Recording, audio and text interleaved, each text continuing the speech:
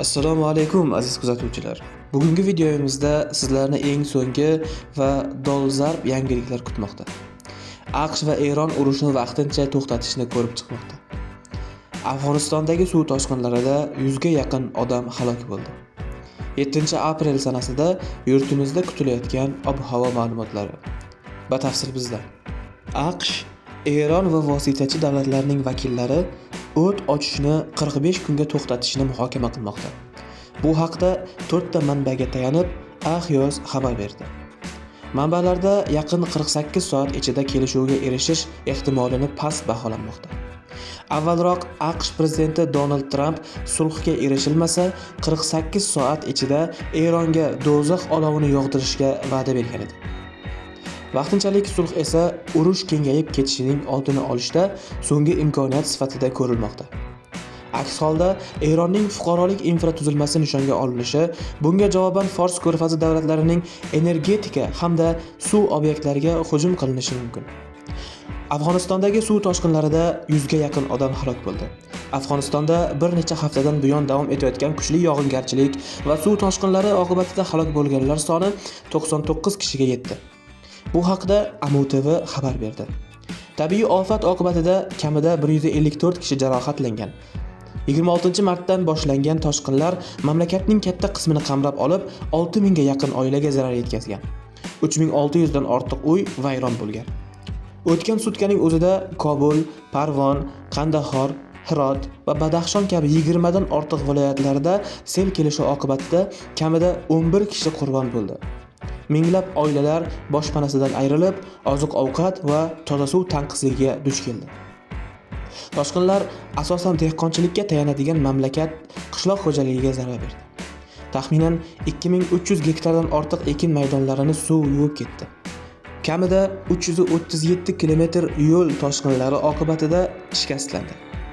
Bu esa qutqaruv brigadalari va insonparvarlik yordami yetkazilishini qiyinlashtirmoqda. Yurtimizda 7-aprel kuni harorat yana pasayib, yomg'ir yog'adi. O'zgidromet 7-aprel uchun ob-havo prognozini e'lon qildi. Unga ko'ra, seshanba kuni aksariyat joylarda yomg'ir yog'ishi kutilmoqda. Toshkent shahrida havo o'zgaruvchan bo'ladi, yomg'ir yog'adi, momaqaldiroq bo'lishi mumkin. Shamol g'arbdan 3-8 metr/sekund tezlikda esadi. 12-14 metr/sekundgacha kuchayishi mumkin. Harorat kechasi 13-15 daraja, kunduzi esa 15-17 daraja bo'ladi. Qoraqalpog'iston Respublikasi Xorazm viloyatida ham havo o'zgaruvchan bo'ladi, ba'zi joylarda yomg'ir yog'adi, momaqaldiroq bo'lishi mumkin. Shamol g'arbdan 7-12 metr/sekund tezlikda esadi. Harorat kechasi 6-11 daraja, kunduzi esa 12-17 daraja bo'ladi. Buxoro va Navoiy viloyatlarida havo o'zgaruvchan bo'ladi, ba'zi joylarda yomg'ir yog'adi. Momaqaldiroq bo'lishi mumkin. Shamol g'arbdan 7-12 metr/sekund tezlikda esadi, ba'zi joylarda esa 13-18 metr/sekundgacha kuchayishi, ayrim joylarda chang to'zonlar bilan kuzatilishi mumkin. Harorat kechasi 8-13, kunduzi 13-18 daraja bo'ladi. Toshkent, Sirdaryo, Jizzax, Samarqand viloyatlarida ham havo o'zgarib turadi. Ba'zi joylarda yomg'ir yog'adi, momaqaldiroq bo'lishi mumkin. Shamol g'arbdan 7-12 metr/sekund tezlikda esadi. Ba'zi joylarda 13-18 metr/sekundgacha kuchayishi mumkin. Harorat kechasi 10-15 daraja, kunduzi esa 13-18 daraja bo'ladi. Qashqadaryo va Surxondaryo viloyatlarida ham havo o'zgarib turadi, ba'zi joylarda yomg'ir yog'adi. Momaqaldiroq bo'lishi mumkin. Shamol g'arbdan 7-12 metr/sekund tezlikda esadi. Ba'zi joylarda 15-20 metr/sekundgacha kuchayishi mumkin. Harorat kechasi 8-13 daraja, kunduzi esa 13-18 daraja bo'ladi.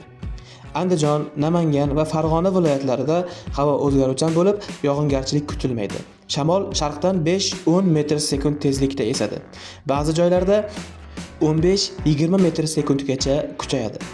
Ayrim joylarda 22 metr/sekundgacha kuchayishi mumkin.